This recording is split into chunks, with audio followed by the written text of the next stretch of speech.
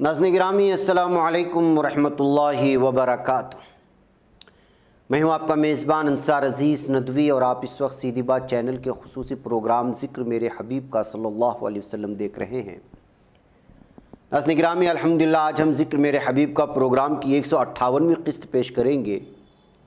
گزشتہ ہفتے آپ نے دیکھا تھا اور سنا تھا کہ کس طرح مکے میں داخلے کا پورا منظر تیار تھا۔ آج ہم وہ منظر دیکھتے اور سننے کی کوشش کرتے ہیں۔ ناظرین گرامی داخلہ اس شان سے ہوا کہ عبداللہ بن رواحہ حضور اکرم صلی اللہ علیہ وسلم کی سواری کی باگ تھامے ہوئے آگے آگے یہ رجز یا یہ گیت آلاپ رہے تھے، جس کے چند بول یہ ہیں، جس کا ترجمہ یہ ہے: اس ہستی کا نام لے کر ہم داخل ہوتے ہیں جس کے دین کے علاوہ کوئی دین نہیں۔ اس ہستی کا نام لے کر ہم داخل ہوتے ہیں محمد مصطفیٰ صلی اللہ علیہ وسلم جس کے رسول ہیں۔ اے کفار کی اولاد، اس کے راستے سے ہٹ جاؤ۔ الرحمن نے اپنے نازل کردہ کتاب میں یہ تعلیم دی ہے کہ بہترین جنگ وہ ہے کہ اس کی راہ میں لڑی جائے۔ اے میرے پروردگار، میں تیرے نبی صلی اللہ علیہ وسلم کے قول پر ایمان رکھتا ہوں۔ گیت ہی گیت میں پوری دعوت حق بیان ہو رہی تھی، جس کی گونج سے مکے کی فضائیں برسوں سے خالی ہو چکی تھی۔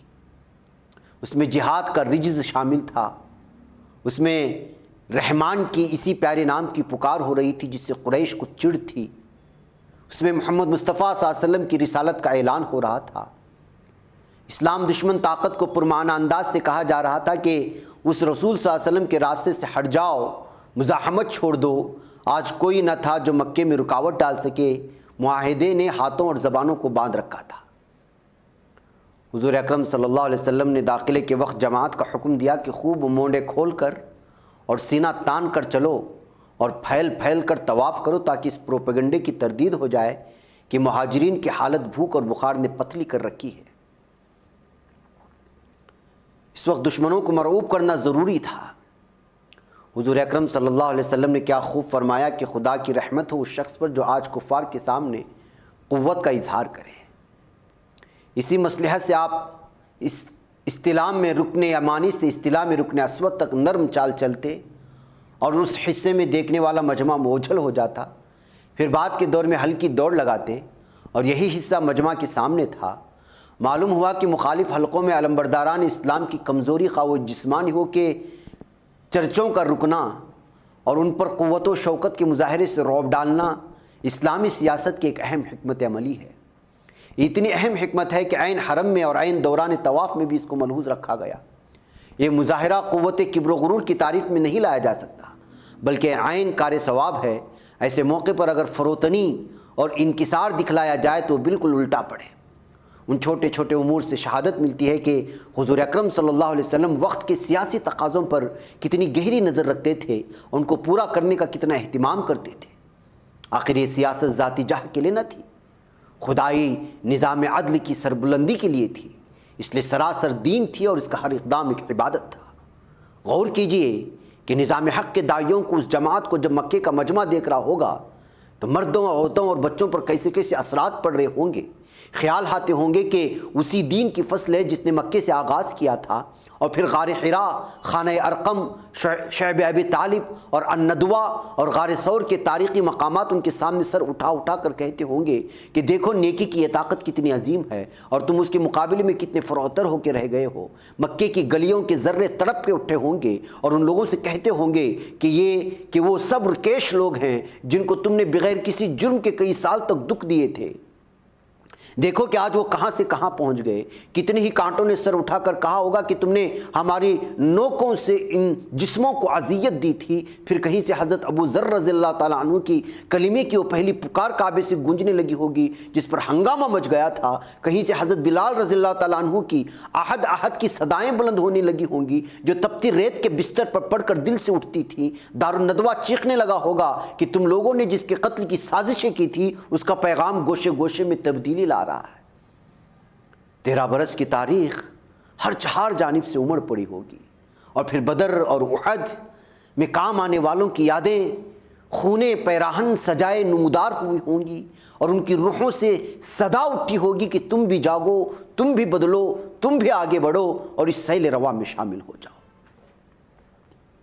ایک طرف اس جماعت کے طرز عبادت کا مظاہرہ ہوا ہوگا، اور دوسری طرف یہ اخلاقی مثال قائم ہوئی ہوگی کہ اتنی بڑی تعداد شہر مکہ میں 3 دن تک موجود رہی، لیکن باوجود سخت عناد کے کسی کے جان و مال کو کوئی نقصان نہیں پہنچا۔ گھر جس طرح مقفل کر کے مشرکین باہر نکل گئے تھے، اسی طرح صحیح سلامت رہے۔ اسلام کے حامی عناصر جو مکے میں ایمان چھپائے بیٹھے تھے، ان کی آنکھیں اس نظارے سے کیسی ٹھنڈی ہوئی ہوں گی، ان کے جذبوں کو ایک نئی طاقت ملی ہوگی، ان کے اندر تازہ امیدیں ابھر آئی ہوں گی۔ مخالفین اپنے آپ کو کتنا پستا ہوا محسوس کر رہے ہوں گے، اور ان کی آنکھوں کے سامنے کتنا تاریک مستقبل ہوگا۔ 3 دن تک شہر کی فضاؤں میں یہ گھٹا موتی برساتی رہی۔ چوتھے روز سہیل بن عمرو اور خویتب بن عبد العزہ نبی اکرم صلی اللہ علیہ وسلم کی خدمت میں آئے، جبکہ آپ صلی اللہ علیہ وسلم انصار کے درمیان بیٹھے بات چیت کر رہے تھے۔ سہیل نے کہا کہ 3 دن پورے ہو چکے ہیں، اب میری زمین سے نکل جاؤ۔ سعد بن عبادہ اس طرز خطاب پر ضبط نہ کر سکے، انہوں نے کہا زمین نہ تیری ہے نہ تیرے باپ کی، ہم ہرگز نہیں نکلیں گے۔ حضور اکرم صلی اللہ علیہ وسلم نے فوراً ہی فضا کو ٹھنڈا کرنے کے لیے ذرا لطیف انداز گفتگو اختیار کیا۔ حضور اکرم صلی اللہ علیہ وسلم نے حضرت میمونہ رضی اللہ تعالیٰ عنہا سے اسی موقع پر نکاح فرمایا تھا۔ فرمایا کہ دیکھو ہم نے یہاں سے نکاح کیا ہے، کیا حرج ہے کہ ذرا کھانا وانا پک جائے، ہم بھی کھائیں اور آپ لوگ بھی شریک ہوں۔ اس فقرے میں کئی پہلو تھے، مگر ان کی کثافت مزاج میں فرق نہ آیا۔ کہا گیا کہ ہمیں کھانے وانے کی ضرورت نہیں، بس آپ چلے جائیے۔ وہ بیچارے بھی کیا کرتے، دیکھ رہے تھے کہ ساری فضا متاثر ہو رہی ہے۔ ان کی اصرار کی وجہ سے حضور اکرم صلی اللہ علیہ وسلم نے جماعت کو کوچ کا حکم دیا۔ چلتے وقت حضرت حمزہ ابن عبد المطلب کی چھوٹی سی بچی یا عم پکارتی دوڑتی ہوئی آئی اور آپ صلی اللہ علیہ وسلم سے لپٹ گئی۔ کیا ہی رقت آمیز سما ہوگا۔ حضور اکرم صلی اللہ علیہ وسلم نے اس بچی کو ساتھ لیا اور کسی قدر نزاع کے بعد اپنی خالہ کی سپرد کر دیا، جو زید بن حارثہ کی اہلیہ تھی۔ ناظرین گرامی، یہ سلسلہ چلتا رہے گا، لیکن وقت ہو چلا ہے ہمارا، یہاں پر ہمیں اجازت دیں۔ انشاءاللہ اگلے ہفتے پھر اس کی تفصیلات اور اس کی کنٹینیوسلی جو تاریخ ہے وہ پیش کی جائے گی۔ السلام علیکم و رحمۃ اللہ وبرکاتہ۔